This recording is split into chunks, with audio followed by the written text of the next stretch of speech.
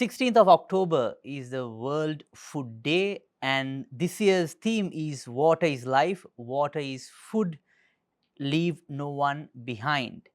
When it comes to Sri Lanka's conversation about food security, if you recall, during COVID time, we had a conversation that food security is all about producing everything in Sri Lanka, and that's the way that we can assure food security. But thereafter, there were multiple episodes economically and socially. And so this year's the World Food Day is quite critical to reevaluate where we stand after this high inflation and everything that happened and where Sri Lanka stands when it comes to food security, and also with the growing risk of climate change, whether Sri Lanka is capable of facing the food security needs as a country, and also what's the support that we have received from the UN agencies and what's the way forward. And that's why Advocata is in this conversation discussing about the need for food security. To discuss this topic on this very important day, I have two eminent guests joining this discussion. First, Mr. Nalin Munasinghe, a representative from FAO for Sri Lanka and Maldives. Welcome, Mr. Munasinghe, to our studio.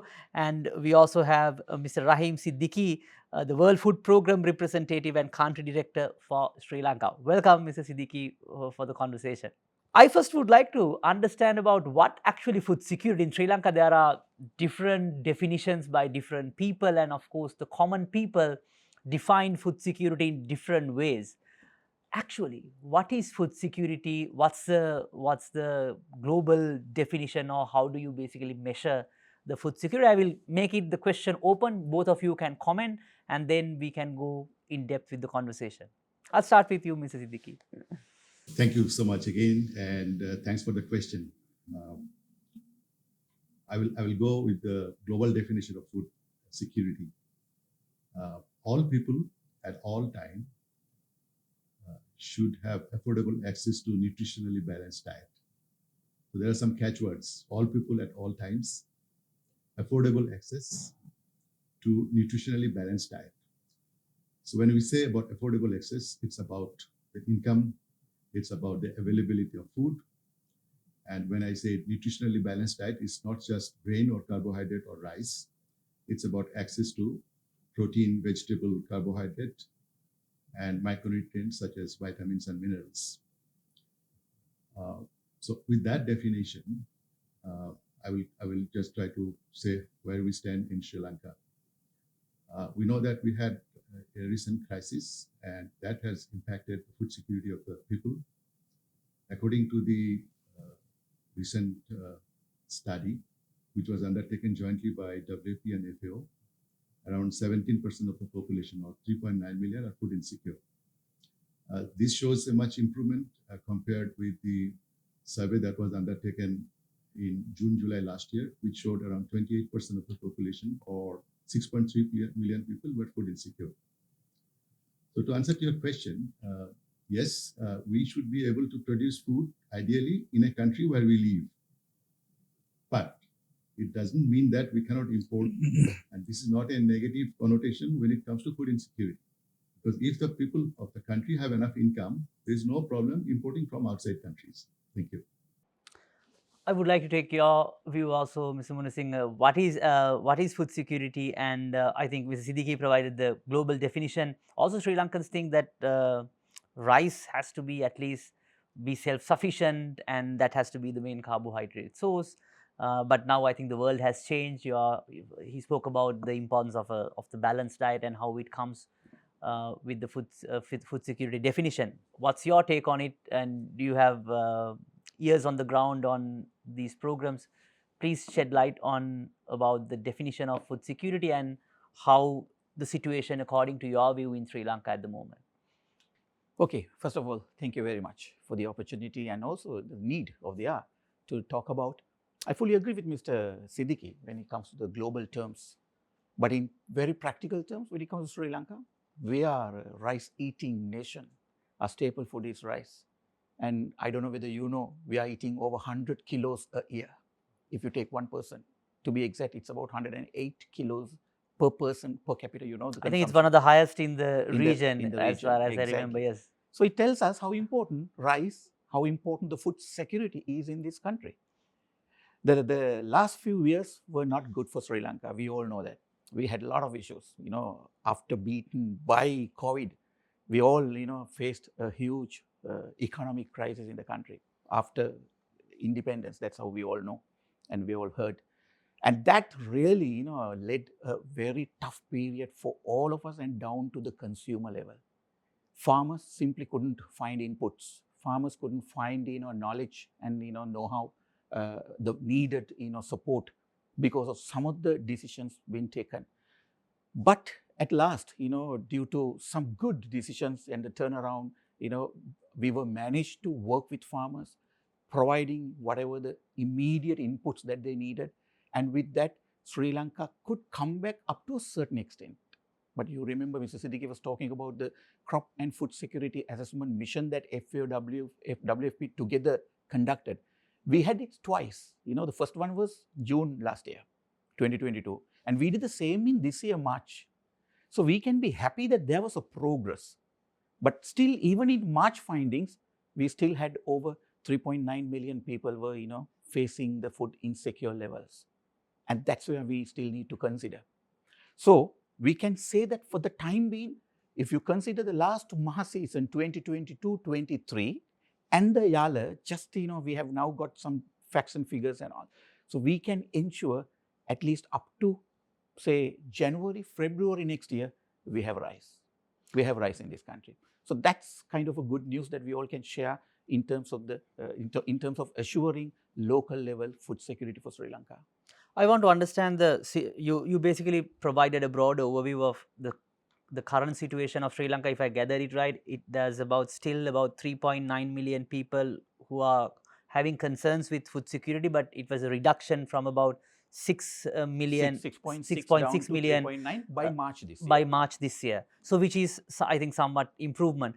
I wanted to understand because there's an economic angle where Advocata's interest comes in because of inflation that we saw, and that according to your definition, that availability of food and affordability of food comes to the forefront, because as we all know, when inflation rises its head, basically the most vulnerable or poorest people becomes the first victim because they basically cannot afford food.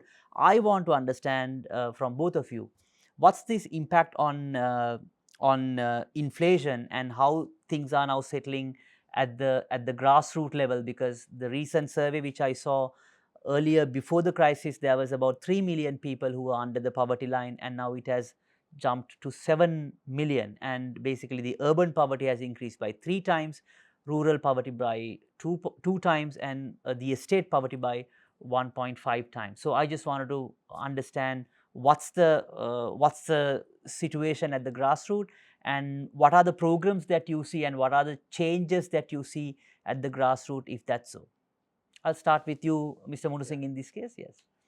Yes, happy to note that the food price index, or we'll say normally the inflation has now come down to a single digit. If you remember, the food price inflation was touching almost 90, some time back. Absolutely. But we also need to consider the situation whether it has its benefits, it has its impact to the ground level, the rural level population, whom mostly they are, depending on agriculture. So that's what is important. We all understand when inflation is rising, so that what happens basically, you cannot purchase day-to-day commodities, and that directly impacts household food security. In a family of 4 to 5, I think it will be really detrimental at a very high level food inflation. But when it comes down, so that means you have access to food, but we know in the food security we have accessibility, affordability, and also we also need to consider how much food is available, and also like I would say the affordability is very important. So availability, accessibility, and affordability are the 3 major criteria that we use to measure the food security or insecurity in a country. So we are happy now food is available, but still we don't know affordability and accessibility in terms of those two, whether the general or average consumer is there still. Therefore, we still have some role to play, I would say, as UN agencies, as WFP, FAO in particular, we are working on the food under the UN family. We are working on food production, food availability, food distribution areas. Therefore, it's very important for us to still work with the government counterparts. They are really, trying their main efforts, the major efforts in terms of ensuring that the food is available. But we also have a role to play to understand what gaps still exist and how best that we can come up there. And that is how, if I'm talking on behalf of FAO, we have now turned into the development phase. So major projects that we are now trying to understand and now trying to work on basically on a more longer term programs where we try to enhance the land productivity, crop productivity, enhancing efficiency, giving more knowledge, and to reduce input use while enhancing the productivity. So these are some of the areas where we are looking at. Thank you, Mr. Munasinghe. I would like to know your opinion as well, Mr. Siddiqui. You have rightly mentioned that a significant portion of the people in Sri Lanka might have fallen below the poverty line. And there is a direct correlation between poverty, malnutrition, and food insecurity. The likelihood of being, being food insecure is quite high when people fall into poverty trap. Having said that, I would like to emphasize on the importance of monitoring the food security situation. The data that we have just mentioned, that there is an overall improvement in food security, that also dates back in March this year. So I believe that positive trend is still continuing. However, what we have observed in last March is that despite the fact that there is an improvement, the real income of the people has reduced. Around 60% of the population have reported that their income has gone down. And even if the inflation has gone down, I believe now it is even negative as far as food inflation is concerned. It is yet much higher than the pre-crisis level. So The food prices are higher than the pre-crisis level. Absolutely, yes. So if you compare it to last year, yes, it has gone down. But still, when it comes to affordability of the household that he just mentioned, it's still it's a bit of challenge. What we have also seen during the last assessment is that in terms of coping strategy, unfortunately, the proportion of people who are adopting coping strategies are still very high. So we just broadly categorize as food-based coping strategies, which means that people are resorting to less preferred, less nutritious food. They're compromising with the portion size or even skipping meals. That's the food-based coping mechanism. They're also adopting livelihood-based coping mechanisms, such as borrowing food commodities from neighbors, from relatives, relying on remittances, and relying on credit. So that rate is still, unfortunately, more than 60%. So yes, overall, the well-being of the people is progressively improving, but I believe there is still need to pay close attention, and that's why all the Rome-based agencies, FAO, IFAD, IFAD, and WP are working closely to address those issues. I want to understand about also the data mechanism, like when we say the numbers on how many people are not secure in terms of food, or like the food insecurity numbers. What's the mechanism? Are we depending on the government numbers, or is there a separate mechanism from the global agencies that you measure the food security? And also things like, just for understanding for the people, things like the quality of the diet, or like whether it comprises of the nutritional value that that they should take. I think affordability, maybe inflation may be an indication. Could you shed some light, if you know the information, how basically how we arrive on those numbers? If I take this question. Yes, please. Frankly speaking, because Sri Lanka happened to be a food surplus country, there was no established surveillance mechanism to understand food security for obvious reasons. Because Sri Lanka is a middle-income country, food surplus country. So what we have gathered that before the crisis, the food security level was reportedly less than 10%. So only the question came of measuring the food security situation when the crisis hit last year. Right. And that's why we have carried out 2 joint food security assessment. We are right now in the process of handing over this responsibility to the governments. We are trying to capacitate the government agencies, relevant agencies, so that they will be able to carry out this kind of assessment. Besides that, WP has also instituted a system of monitoring food security situation in country. There are a number of steps. First, one we have done with FAO, and I don't think that there will be any need for WP and FAO to come forward and do a third round of assessment. So I believe that will be undertaken by the government. Second, we are also supporting an assessment carried out by the Department of Census and Statistics, which is supported by not only WP but all the relevant UN agencies. We are working hand in hand with the support of our counterpart, President Secretariat Office, to establish a district food security network. So we are providing training to the district officials so that from time to time they will be able to analyze their own food security situation and trying to identify the hotspots within the districts. So a lot of efforts are ongoing, and ideally we would like to hand over this capacity to the government. Thank you, Mr. Siddiqui. You have anything to weigh on? Just Mr. maybe Munasinghe? 1 or 2 points just to support what Mr. Siddiqui said. We are depending on government in particular for data. For an example, Department of Agrarian Development, they maintain a huge database. So it's about all farmers related data we are getting from them. And also institutions such as HARTI, Hector Cooperative Agrarian Research and Training Center. So they do collect, the food related data, price data, and we do get, and also Department of Agriculture collects data and they have their crop outlook.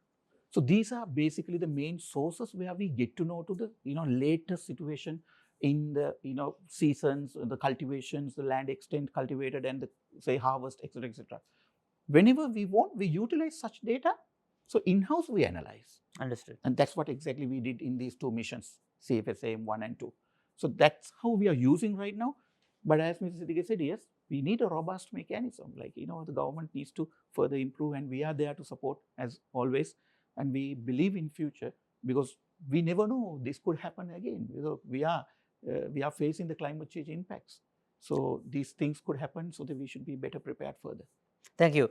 I would like to now pivot the conversation on the stability of Sri Lanka and mainly on the food security front. Now, you mentioned from 6.6 million to now it has come down to for about 6.9 million to 6.3 to 3.9. 6.3 million to 3.9 million. So there's progress.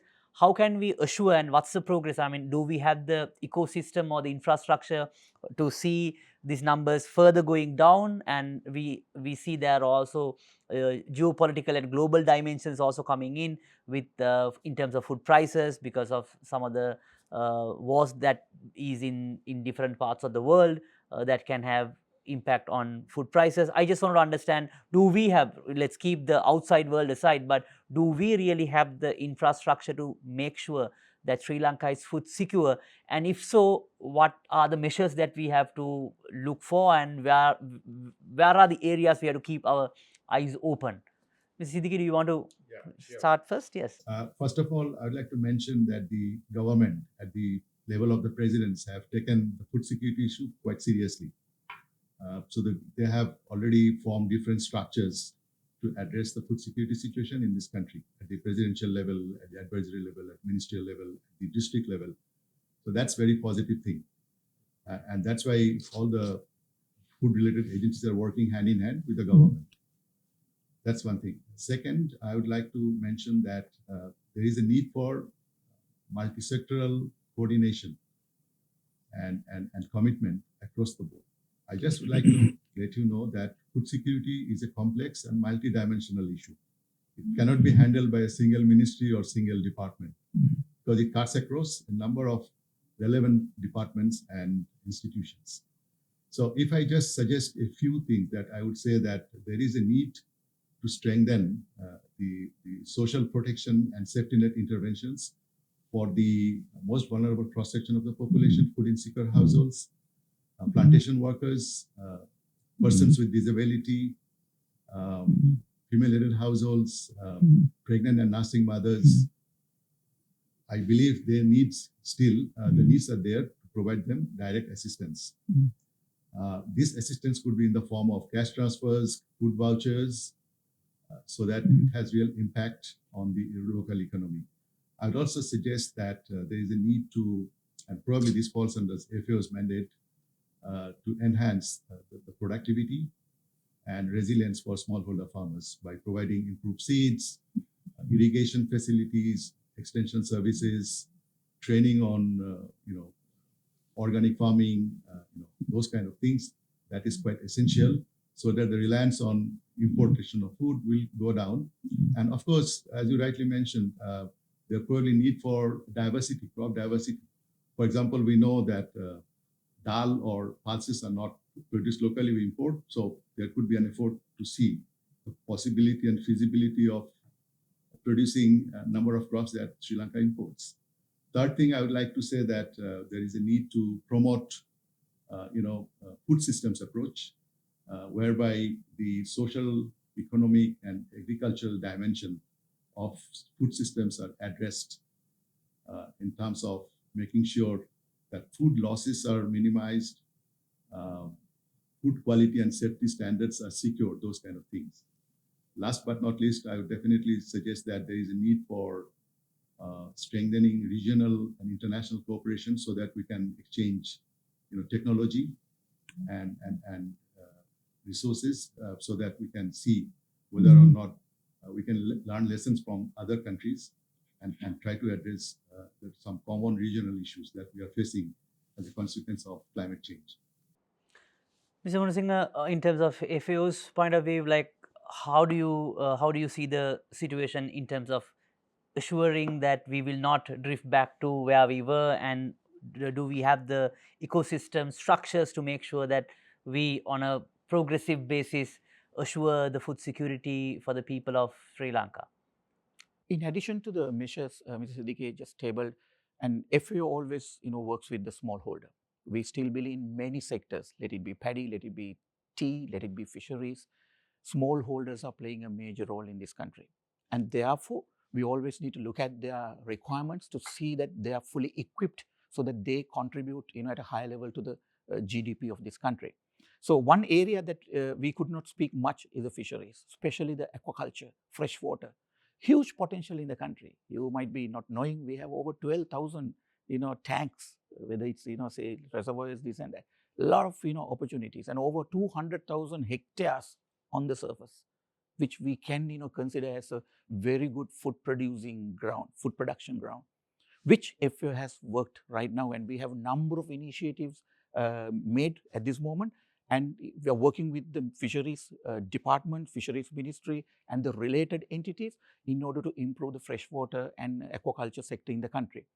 As Mr. Siddiqui mentioned, yes, we do agree that we still need to look into these pockets, most marginalized or say vulnerable audiences where we need to support. Otherwise, what happens, as you said, so that we come back to the pot line again, the trap. So we always need to support them while the able player, able producer further supported with sustainable solutions. So the emergency period is over now. I don't think that even a donor is willing to provide things, free of charge. We can't. That mentality, has to be taken out now. So FAO has already started working on the development projects, as I just told you. So we would like to see now people get into sustainable options where more and more productivity enhancement, efficiency enhancement could be seen in their own businesses. So that we would like that farmers, fishers, they look into their livelihoods, their say the operations as a business. I mean, the more they earn profit, only they would be able to invest back, so that you don't need others' support. Actually, they themselves would get into there. But what we need to bring here is the technology, innovations, new ways of working practices, and that is where FAO has already started working on at a high level on the gap technologies, good agricultural practices, integrated plant and nutrient management techniques, so that these all could reduce the use of inputs while you increase the productivity. So that what happens, from a single unit, you get more yield, and that could contribute to the national food security at a very high level. We are there and we are supporting the government and the beneficiaries. Thank you, Mr. Munasinghe. That's one of my pet areas to speak about the agro productivity, and we are also as Advocata working on the land issues and things like that to make sure that the productivity in the agricultural sector is improved. But before that, I want to basically ask about what was the work that has been doing by FAO and World Food Program, and please shed light on the work that you have been doing for the last few years on assuring the food security, because people may also sometimes may not aware, because they think when the inflation comes down, okay, everything is settling down, but that's not. There has been quite a lot of effort that has been made by global agencies and people and multiple stakeholders. As you said, it's not like a one-sided story. There are so many partners who came together to assure, to at least to bring those numbers from 6 million odd number to 3.9 million,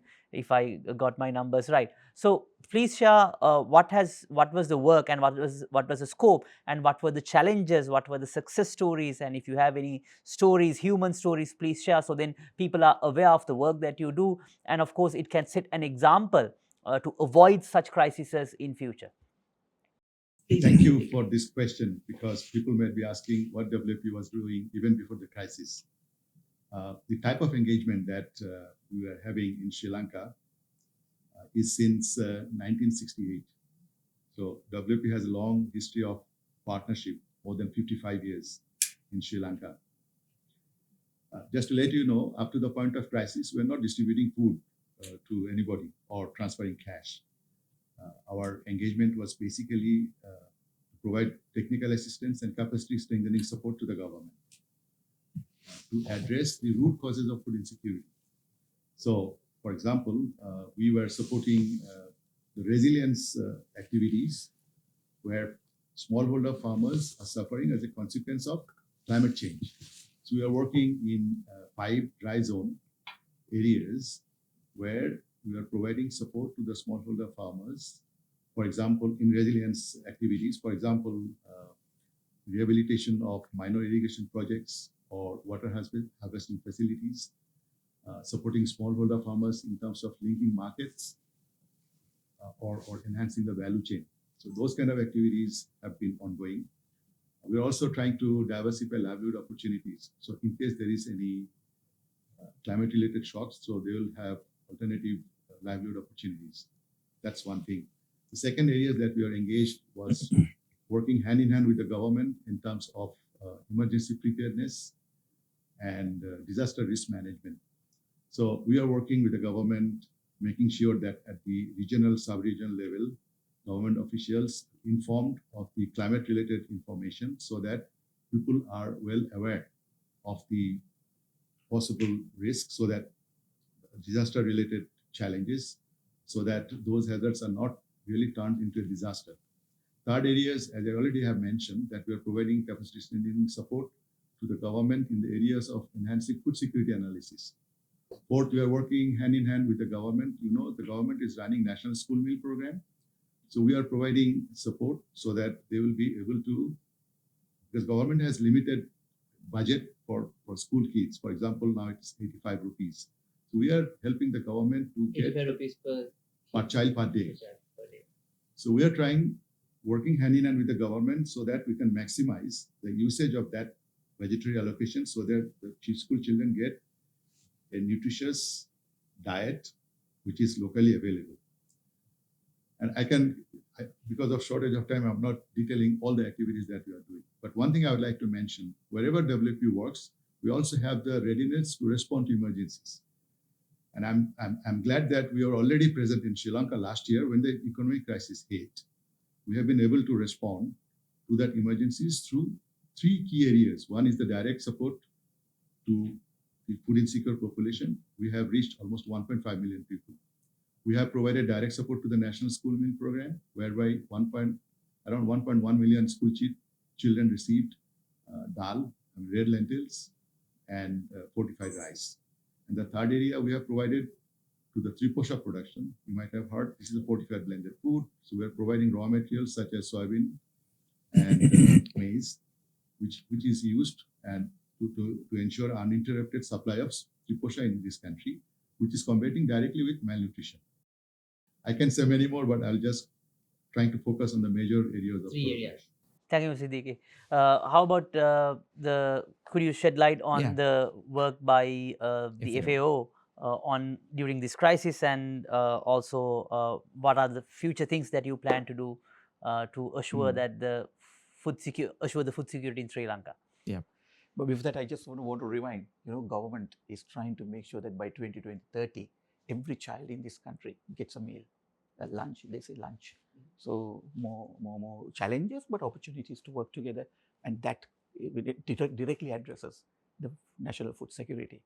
Anyway, when it comes to FAO works mainly in crop, livestock, fisheries, forestry, and environment. So those are the 5 major areas directly we are working with. And all these areas, in all these areas, the projects and our interventions directly or indirectly addresses food security at the end of the day. Basically, crop, livestock, fisheries directly addresses. But forestry, environment, again, that is where we're just trying to understand the impact of climate change, where we work on mitigation and adaptation techniques so that at least the country gets a favorable environment for better food production. So 5 areas are interlinked at the end of the day. If I get back to the emergency period or the crisis period last year, from June last year to this year, March, just 9 months, FAO was able to deliver $60 million worth assistance to the government, mainly coming from fertilizer with our donor support, such as, say, I can mention a couple of like in USA, then also EU, Japan, and even others. We had our own funds, and also then thereafter Australia, and then further you go into Canadians and others. So with all this support, we were managed to give a hand to our farmers, fishers, and other communities who are into agriculture production to come back better from the state where they were about 1 to 2 years ago. No. And obviously we were managed to bring them back with the government support actually. And that is why we have rice right now, as I told you earlier. So until next January, we have rice because they could come back. Basically, they built their lives back, better in order to get into the system, get into the, mainstream in particular when it comes to food production. So major activities that we did was like fertilizer distribution. We also, had cash transfers, just like, WFP. We also had a couple of projects together, especially on the school gardening, right? And also, we supported farmers with gap technologies. We introduced some of the new technologies where we can withstand the, harsh conditions of the climate and to improve the input use efficiency. So these were directly, addressed. These were addressing the pressing needs during that time. And in addition to that, we also worked with farmers in terms of giving certain, knowledge, knowledge and capacity, enhancement. We understood the gaps, so we worked with the government and understood whom to be given what. And that is how we started, coming up with gap technologies, integrated plant nutrient management techniques, and then water use efficiency techniques. These are all being given from the emergency to the development work. Right now, we now think of these more sustainable, ways, sustainable interventions, which our producers need.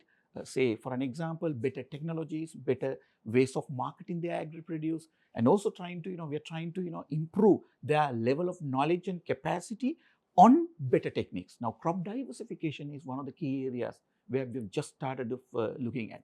Why we basically considered, with the support of the government, because our land productivities, or every land that has been utilized for paddy cultivation was not that effective and efficient. Especially when it comes to the wet zone, we need to understand that wet zone is very important. And at times, wet zone is our buffer stock, which we can't forget. But can we still improve the productivity, efficiency, so that the crop that you bring into the land, it gives the maximum out of it? And we have now tried to, getting into the same issue, same understanding in the dry, say intermediate and dry zones as well. So one of the latest program where we are trying to work with USAID funds for at least, say, for the next 3-4 years is the crop diversification, where a lot of new techniques, technologies, new demonstrations, and all other, relevant tools have been incorporated in this project to see that whether we can, revitalize some of the ways that we do on the practices that we do. One should not forget the second important crop, which is maize. Maize is a source of feed for 2 major industries in this country. One is poultry, the other fisheries. I mean, what happened during the crisis. We did not have even an egg. And egg prices almost touched 100 rupees an egg, or 90, 100, I guess. Chicken, went over 1,500 a kilo. Mainly because, the industry didn't have feed. And that feed source is coming from maize. And because of lack of fertilizer and other inputs, so the farmers couldn't grow maize. And that hit the entire value chain. including freshwater, freshwater, or I could say aquaculture. Even fish need feed, and that feed was being produced with maize or other alternatives. But I think the best what we have right now is maize. So therefore, we need to balance, in between paddy, maize, between two seasons, Yala Maha. We need to understand, depending on the availability of water, because water is the life. Water is life. Water is food. The World Food Day 2023 theme. We are working on it. We are talking about it. So you cannot, simply separate this. So it's the duty of all the players, including us, supporting the government, to understand this and bring this integrity, bring this, say, equilibrium, and try to make sure that the country is secure in food, at least in the next 10 years for sure, that we will have a better life here. You brought the conversation to a very interesting juncture because, as you mentioned, the theme this year is water is life, water is food, leave no one behind. Now, when it comes to food security, there are micro issues and there are, I think, macro issues.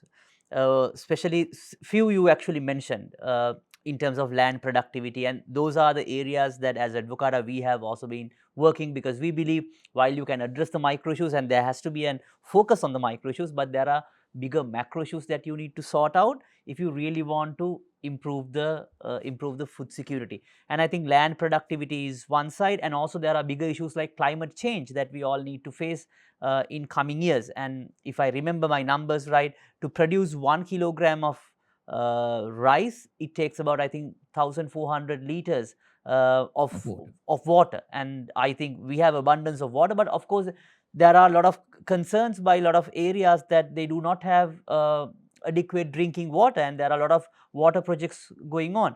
So when it comes to addressing those macro issues like the land issue, where people need to take a license to change their crop from one crop to the other one, and people do not have the rights of the land, where even I think everyone talks about improving the agricultural productivity, let's do it, but if you cannot access, because most of the loans given by the banks are collateral based, and if I don't have the title of the land, I cannot take a loan from the bank to bring technology. So then they have to depend on the government, and of course we know the state of the government, they also running out of cash. So on addressing those macro issues, what's the focus? What are the recommendations from two international agencies such as in your caliber, what we should do on the macro side? Is there a program, is there a focus uh, solving those bigger issues, including the climate change and the water issue that we have been seeing? I will open the question. I think Mr. Siddiqui can start.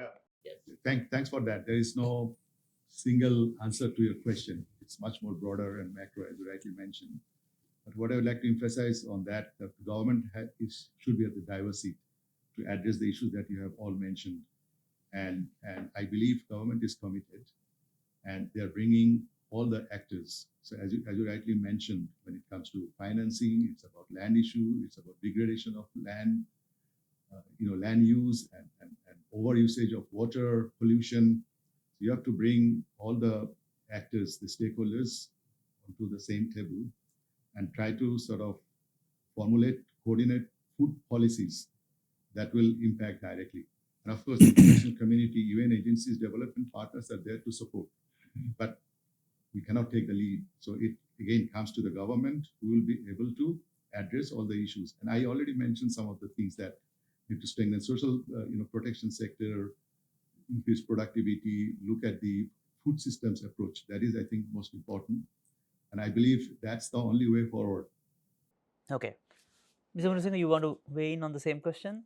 Yeah, exactly. Like when it comes to the macro picture, I personally believe all what we do at the end of the day will, will contribute to achieving the macro, base.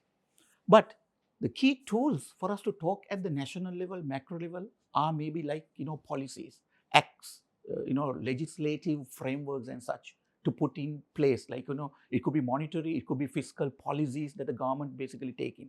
So what we can do is to understand it and to support the government, raise our voice for the good, raise our voice to avoid the bad.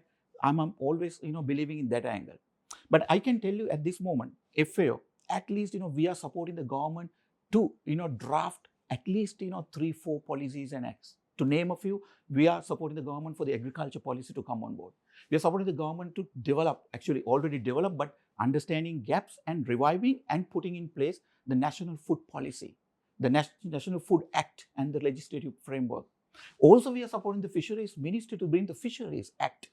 So this is the high-end macro level work that we are supporting. And also the institutional mechanisms coming under, especially under the Ministry of Environment. We're just trying to, support them with establishing a robust institutional mechanism in order to report on global standards like, NDCs, or even you could say under the Paris Agreement, what we have agreed and, say committed as a country.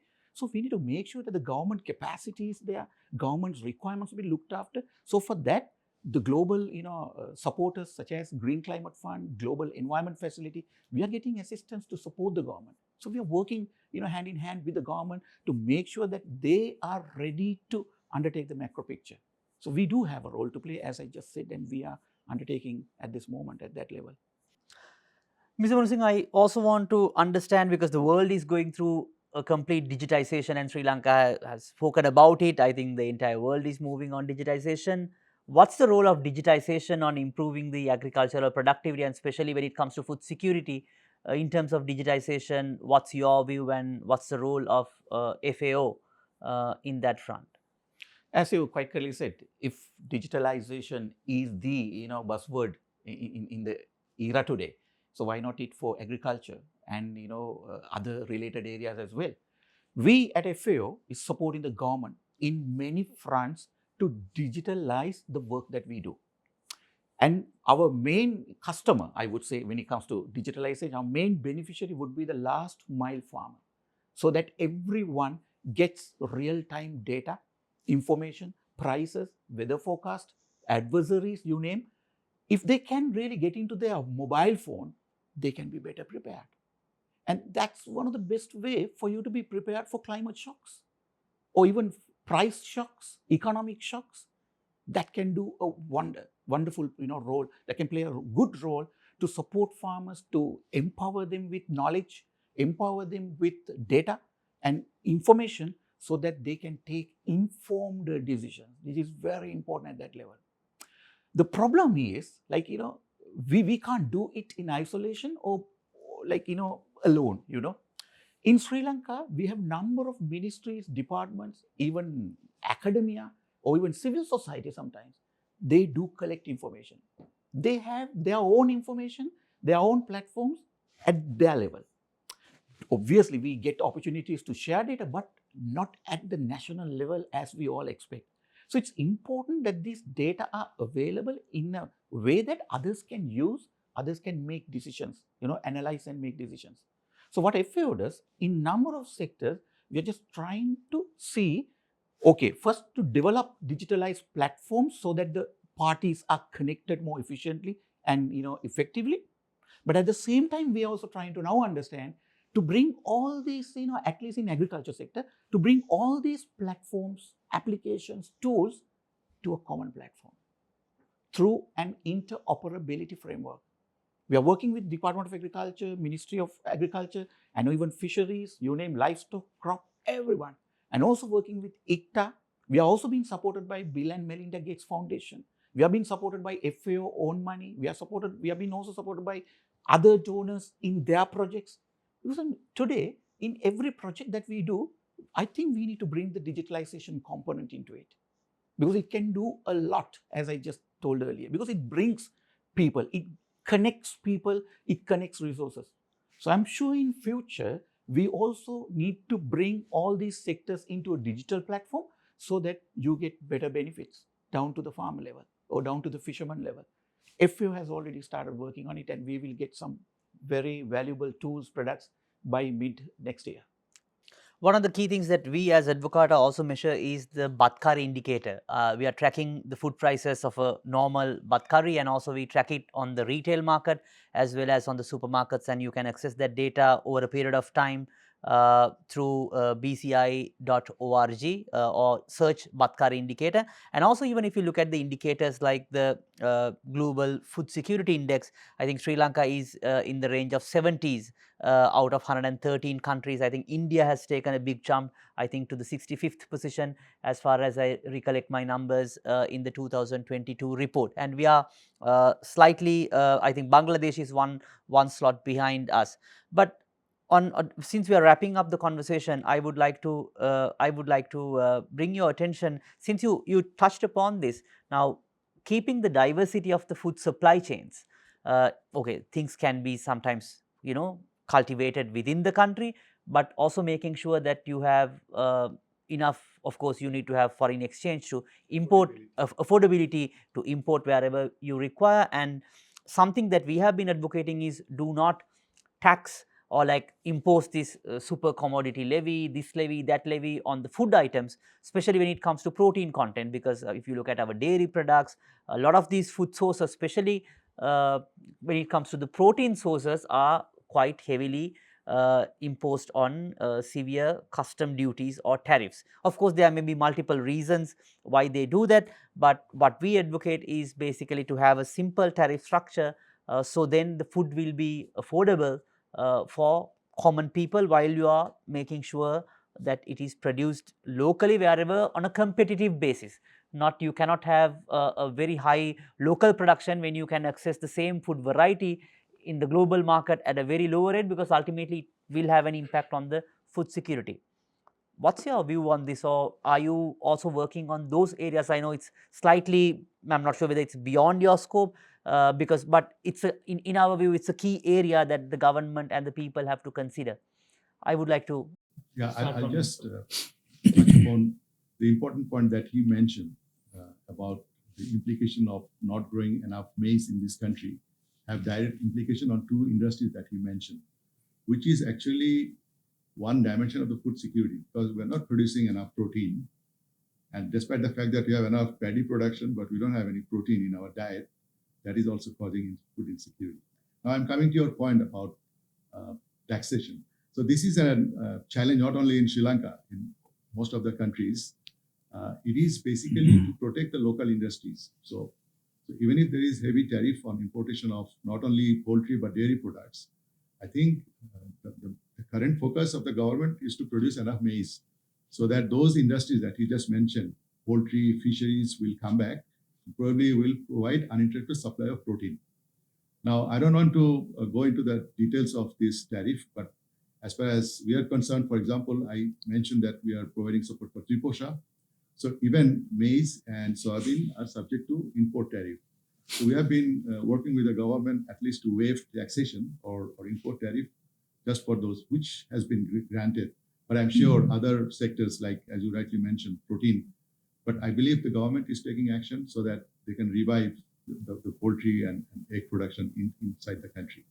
Yeah, I do believe. I mean, I don't believe that people don't agree with tax. I'm a consumer, you are a consumer. During the CFSM 2, the Crop and Food Security Assessment 2, we were directly told by the farmers that they don't want anything free. You remember, sir? They don't want anything free. Farmers said that they don't want They don't anything want free. anything free. Wow. Right. What they want is to make sure at an affordable price, the products, inputs are available at the right time. It's very important. I mean, that's a good, commitment by our own producers. But the tax that they pay, they also would like to see the return comes back to them. Not only that, the rest is being utilized for the overall macro benefit of the country, the investments. I think that's the common principle in taxation. Right? If I pay additional amount, yes, I should also be benefited, but as a whole, country also should be benefited with long-term development projects. Otherwise, obviously, tax is a burden. Tax is a burden because we don't get those two benefits. That's how I understand, at least personally. But if we can simply address those two, I'm sure we can do a better job everywhere, in every sphere or the sector. So we believe in order to bring taxation, we need to make them strengthen. We need to make sure that their livelihood is also entrepreneurial. I mean, we work with school children today. We work with 400 schools with the support of Australian funding. right? And these schools, I think majority of the schools, they're doing great. We can see how enthusiastic they are. And not only they produce, with an entrepreneurial mindset, they also have understood the importance of nutritional parameters. They measure BMI in the school, where the health ministry is supporting, at a very high level. But even before they come, now they do it on a periodic basis. But they want to see how it has been improved, and they take that knowledge back home.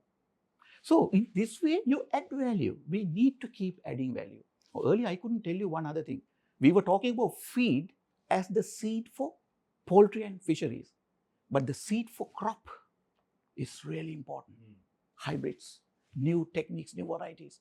Like, FAO through different projects, we are now supporting the seed quality enhancement, developing hybrid seeds. So these are the investments of today for big future industries. And in Sri Lanka, we don't, bring seeds for paddy sector. We never import. That's government policy. You can't. So we have to produce our own seeds in-house here in the country. Now, into the current production of seeds, FAO, through one of our projects funded by European Union, we are now supporting farmers to produce additionally 4,000 metric tons a season, during a season, which is very important, so that we can ensure our production is assured in the future. So these type of techniques are important so that you improve the farmer's income, you increase the farmer's profit, so that they meaningfully pay the tax. And it is, I would say, government duty to make sure that they bring the benefits back.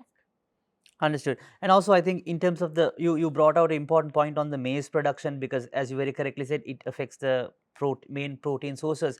I remember when I looked at the numbers some time ago, I mean, our maize production was not adequate to supply for those main industries at one point, and on top of it, the government imposed an import ban on maize. So as a result, your prices also increased, and you had an issue on the poultry side on one side. And then, of course, then the government went ahead and imposed price controls on some of those like eggs and poultry products, and then there was a supply chain. Exactly, the products were out of the market, so that also affected the food security, because then the protein was not available in the market in the first place. Of course, the prices may also go up. That is one indication. But if it's not available, even at a higher price, that would cause a bigger problem. So that's what, as Advocata, we have been working not to impose price controls. Even the prices are increasing, because by imposing the price control, you are not bringing down the prices down, you are just disappearing the goods and services from the market when you try to increase price control. So those are the things. I think overall it's all connected. But I would wrap up the conversation, but I will give you a few more minutes if you have final thoughts, or final remarks. This is the opportunity to share your views on food security on 16th of October. It's a very important day, and since Sri Lanka is going through a difficult time period, and food security is paramount important. So please share your final remarks, and then we can wrap up the conversation. Yeah, sure. It goes without saying, water is life and water is food. So we cannot grow crops, we cannot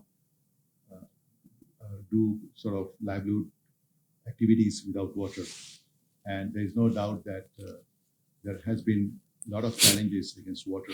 For example, it is not relevant in Sri Lanka, but across the world there are conflicts because of water sharing and access to water. So I think this is the theme of the World Food Day, to make sure that we duly prioritize the optimal usage of water. And we all know that too much water or too little water creates challenges. So that's why the emphasis is to make sure that there is optimal and proper usage of water management. That will ensure that no one is left behind.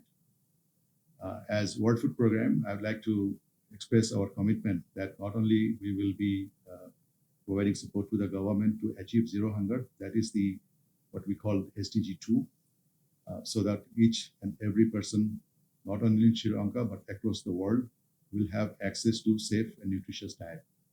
So with that, I would like to reassure and reaffirm our commitment as the representative of World Food Program. Thank you very much. Thank you, Mr. Siddiqui, for joining the conversation. Mr. Munasinghe? Thank you. I would say this is also another important fact.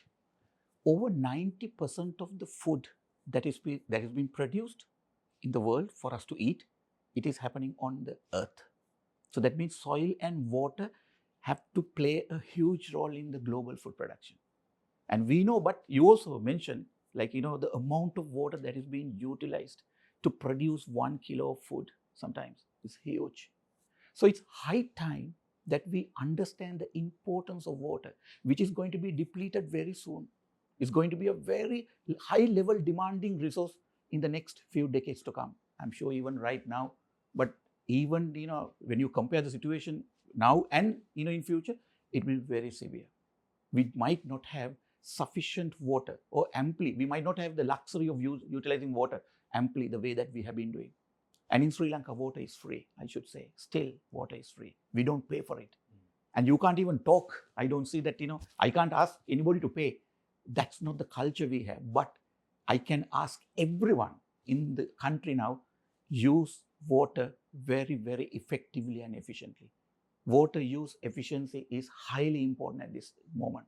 Starting from farmer down to the consumer or even high level anybody, I would say, we all need to understand the importance of water. So in this World Food Day this year, the theme very much resonates on what my thinking, what our thinking is.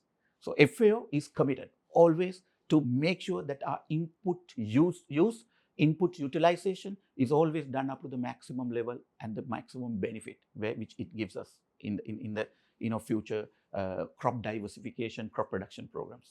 Thank you very much. Thank you very much, Mr. Munasinghe, representing FAO in Sri Lanka and Maldives, for joining this conversation. And thank you very much, Mr. Rahim Siddiqui, joining from the World Food Program as the country director for Sri Lanka. Thank you very much for joining this conversation. So, World Food Day is very important for Sri Lanka at this very difficult time. And this year's theme is water is life, water is food, leave no one behind. And as Advocata, we have also worked on food security matters, and you can access all that on our website. But make sure that you subscribe the channel, and you can watch a lot of content through Advocata and Advocata Plus and Advocata Kural on all 3 languages. But make sure that food security is very, very important when Sri Lanka is going through a difficult time, and for us to overcome this economic crisis. We'll join with you again on a similar valuable conversation. Till then, goodbye.